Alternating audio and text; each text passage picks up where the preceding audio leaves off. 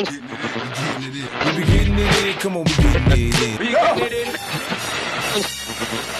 Were you thinking when you were doing the DVD, were you gonna use that to like springboard you being an artist as well, or you was just because when I was doing DVDs, I was just showcasing, the artist, and it was really a hustle, to make the money. Of course, it was rooted in the love of hip hop, but I was doing it, back then. But I was like people like French Montana. I was like, oh, that was smart of him to use the DVD and leverage that into his artist. Like, were you thinking that way as well, or were you just doing it's crazy. I was already an artist. Like I said, I was already an artist doing People Without Shoes. I already toured and made videos and all that. That's the thing with me. A lot of people always used to ask me that, like, how come? Like, I never put myself on a cover of a DVD ever, and I owned the DVD. Right. I never. A lot of people didn't even know I owned Scurry Life. A lot of people never knew that. They only see it at the end, executive producer. And if you caught on, you caught on. Like, I never looked at it. So you were just doing that as a straight media company. You wasn't using it as a. I always used Scurry Life. I always looked at Scurry Life like this. Scurry Life is its own brand. Now, if I'm hot or not, Scurry Life is always going to be relevant. You know why it's always going to be relevant? Because as long as the music is good, I have DJs. I have stuff to. You know what I'm saying? That's the thing with being a rapper. Being a rapper, you can be hot one minute and dead another minute. So I never wanted to make Scurry Life about me. It's always about the music and about what's going on in the streets. About the culture. Exactly. About the culture, the fashion, the music. So, and it was never about me at all. So it doesn't matter if I'm hot or not. As long as the brand is hot and it's capitalizing on what's going on, I'm good with that. That's what it's about to me. That's dope. That's what it's about. What does Scurry Life mean? Thank you. I appreciate that. Scurry Life is a name. It was just called Scurry. In my neighborhood, I'm from the Bronx, Bronxdale Projects. It's called Sonia Sotomayor now. That's the judge. It's crazy. They named it after her. She's from our projects. You know what I'm saying? It's crazy. Wow. Well, you ain't never seen it, right? You ever seen it? No, I never saw her in my life. But they just named the projects after her. But it's ironic. In my neighborhood, they use Scurry like, hey, we about to scurry to the store. Hey, we about to scurry over here. Hey, we about to scurry so that's the slang in your hood. Okay. Like the slang in my neighborhood. Oh, you just got into a scurry. So I looked at it like this was since I was a kid, a teenager. So I just looked at it like, you know what? I'm gonna name the company Scurry Life, and everybody just was like, wow, okay, yeah, they related to it. Yeah, because it was I named it Scurry Life. I put the life to it, and it was born. You know what I'm saying? So Scurry's a neighborhood word that we all say in my neighborhood. So I just added the life and named it Scurry Life Entertainment. And you know what I'm saying? And I just made different things under the same umbrella. So yeah, that's like me with GINTV.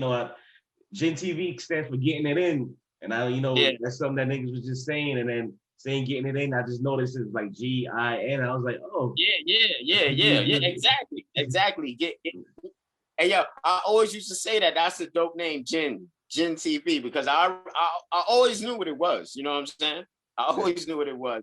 You know what I'm saying? So you just got to be up in you know what's going on in the streets. And once you know what's going on in the streets run hip hop. It doesn't matter.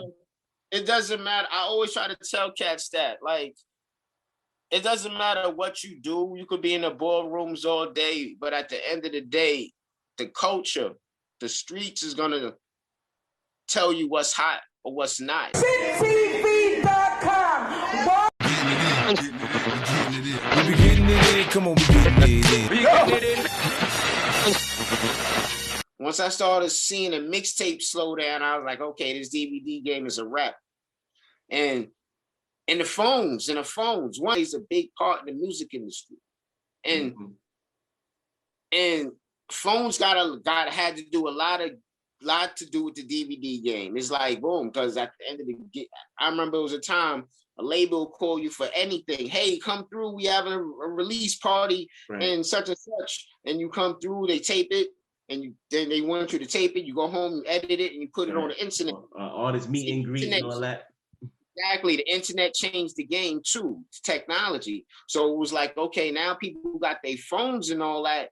And remember, we didn't have camera phones like that before. Now, social media. So now it's like anybody could do an interview and tape something on their phone and and upload it to their FaceTime, Instagram. So it was like, wow. So once they started doing that, it just killed the DVD game. That's a wrap. That's a wrap, because now it's like, now did it catch you off guard? Well, no, you said you peeped the transition happening, but how did you feel about it? Like, did you automatically jump on YouTube, or were you like, because me, I ain't go front, I kind of messed up and I kind of resisted the transition at first. And I didn't pay attention. If I would have paid attention to YouTube because I was on YouTube from the beginning, but I didn't like post, and because I was still like, the DVDs, and then I got the TV show on public access too. So I was like more thinking about mainstream media, but now social media is the mainstream media. So I you know, it's crazy. You know, I'm gonna keep it 100 with you. Like, as far as social media, it took a long time. Me personally, it took a long time for me to jump out there, right? Well, see, the thing with you was an artist at first, so you I already saw it because I had the website. I had World Rap Federation. See, my partner, I already saw it. This is exactly what I wanted to get to. So you had the website during Scurry Life DVD time, or right after? I had the website right after Scurry Life. I jumped on it. When I saw it was dying down, I started the website. You know when I started the website? I started the website as soon as 50 started his website, like right afterwards. Right, I was like, okay, this is a new game. As soon as This Is 50 started popping, that's when I started my website, right afterwards. I jumped on it. I was like, yo, this is the game. I was like, this interview shit, we're gonna do the interviews and we're just gonna post it on our website. I have my website over 10 years now. You know what I'm saying? I jumped on it because I already knew where it was going. I was like, okay, we gotta get on this. We gotta get on this. So my partner, she run it every day to that website thing. That shit is hard work. That shit is like, that shit is for real, because you really gotta be on top of them pictures. You gotta be on top of them, the news. You gotta be on top of what's going on. It'll make your brain explode. That's a job in itself, because you gotta just watch social media, not even social media, just what's going on in the world of hip hop, fashion, whatever it is, and you just gotta be on top of it. So it's just like, wow, and this is an everyday thing. And you gotta remember, news goes every day. It's like this.